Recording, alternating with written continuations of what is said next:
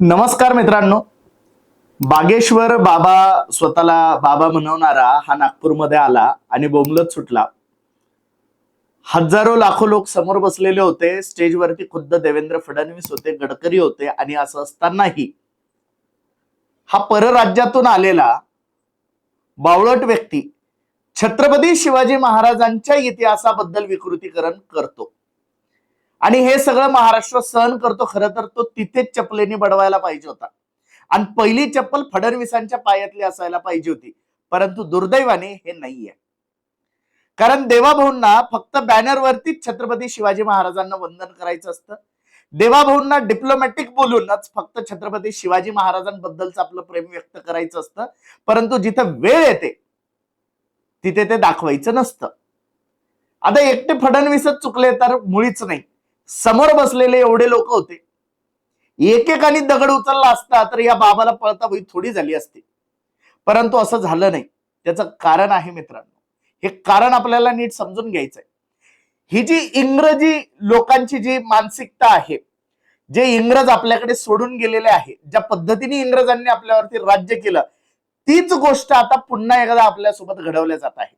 आपल्याच लोकांच्या अशा पद्धतीने ब्रेन वॉश केले करायचे, आपल्याच लोकांना अशा पद्धतीने भुलवायचं की काही गोष्टी ऐकल्यानंतर आपलेच लोक विचारात पडले पाहिजे.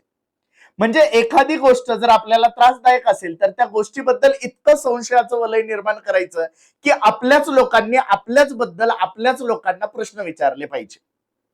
जे इतके काळ हिंदू धर्माबद्दल झालं, छत्रपती शिवाजी महाराजांबद्दल झालं, डॉक्टर बाबासाहेब आंबेडकरांबद्दल झालं, महात्मा ज्योतिबा फुलेंबद्दल झालं, राजर्षी शाहू महाराजांबद्दल झालं, अण्णाभाऊ साठेंबद्दल झालं आणि तमाम त्या महामानवांबद्दल झालं, ज्यांच्या नावं लगेच मला इथे घेणं शक्य नाही. आणि मग इंग्रजांनी त्यावेळेस काय केलं होतं? इंग्रजांना जेव्हा आपल्यावरती राज्य करायचं होतं त्यावेळी इथे राज्य करत असताना या लोकांमध्ये स्वराज्याची भावना निर्माण करणारा जो जो विचार असेल त्या त्या विचाराला बदनाम करायचं. मग त्याच्यामध्ये धर्माला बदनाम करणे, आपल्या चालीरीती यांना बदनाम करणे, आपलेच लोक कसे नालायक आहे, आपली संस्कृती कशी मूर्ख आहे हे आपल्याला समजावून सांगणे आणि आपल्याच संस्कृतीबद्दल आपल्या मनामध्ये राग निर्माण करणे. आणि त्याला त्यांनी वैज्ञानिक दृष्टिकोन याचा मुलामा दिला. त्याच्यानंतर छत्रपती शिवाजी महाराजांचा रायगड जाळला गेला. का? कारण हा रायगड स्वराज्याची प्रेरणा देणारा आहे.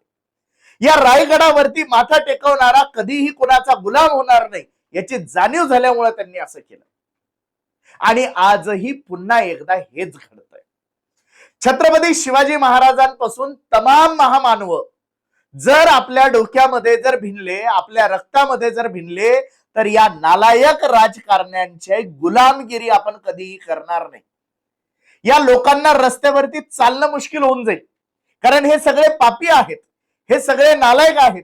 कुठे ना कुठे भ्रष्टाचाराने म्हणा, कुठल्या तरी विकृत गोष्टींनी म्हणा, हे सगळे जणांचे हात माखलेले आहेत. हे आपण कुणीही नाकारू शकत नाही. आणि मग असं जर असेल तर या सगळ्या जनतेला गुलाम बनवण्याचं एकच अस्त्र आहे. हे ज्या महापुरुषांना मानतात, ज्या महापुरुषांच्या विचारांना मानतात, त्याच महापुरुषांच्या इतिहासाचं विकृतीकरण करा. ते महापुरुष हे देवत्वासारखे नव्हते, त्यांचे कोणीतरी गुरु होते हे दाखवण्याचा प्रयत्न करा. त्या लोकांच्या त्यावेळच्या इतिहासाला विकृत करा. म्हणजे एकीकडे एनसीआरटी मध्ये छत्रपती शिवाजी महाराजांचा निर्माण केलेल्या स्वराज्याचं पुढे जे मोठं वटवृक्ष झालं त्याचा नकाशा काढून टाकला. परंतु महाराष्ट्राला त्याचं काही घेणं देणं नाहीये. देवेंद्र फडणवीसांना मुख्यमंत्री म्हणून काही घेणं देणं नाहीये. एकनाथ शिंदेंना नाहीये आणि सुनेत्राताई पवारांनाही नाहीये. म्हणजे ज्या महाराष्ट्राच्या सर्वोच्च पदी तुम्ही बसलेले आहात त्या महाराष्ट्रातून निर्माण झालेल्या इतिहासाला एनसीआरटी मिटवायला निघालंय, परंतु यांच्या एकाच्याही थोबाडातून एक शब्द बाहेर पडत नाही. हे कसं शक्य आहे? त्याच्यानंतर तो भगतसिंग कोश्यारी, ते दिल्लीचे बादशाह आपल्याकडे पाठवतात, त्याला डोक्यावर घेतल्या जातं, त्याला उरावर घेतल्या जातं आणि हाच नालायक व्यक्ती छत्रपती शिवाजी महाराजांसहित महात्मा फुले आणि सावित्रीबाई फुलेंचा अपमान करतो. ज्या महात्मा ज्योतिबा फुलेंमुळे, ज्या सावित्रीबाई फुलेंमुळे आज या देशामध्ये महिला सक्षमीकरण चालू आहे, ज्या महिलांच्या नावाने तुम्ही बेंबीच्या देठापासून रडण्याचं नाटक करताय ना, त्या महिलांना त्या काळात स्वातंत्र्य देण्याचं काम या लोकांनी केलेलं होतं. आणि त्यांच्याबद्दल तुम्ही पाठवलेला तो भगतसिंग कोश्यारी, त्याची लायकी काय, बौद्धिक लायकी काय, तो इथे येऊन बोंबलतो आणि तरी भाजपच्या लोकांना काहीही फरक पडत नाही.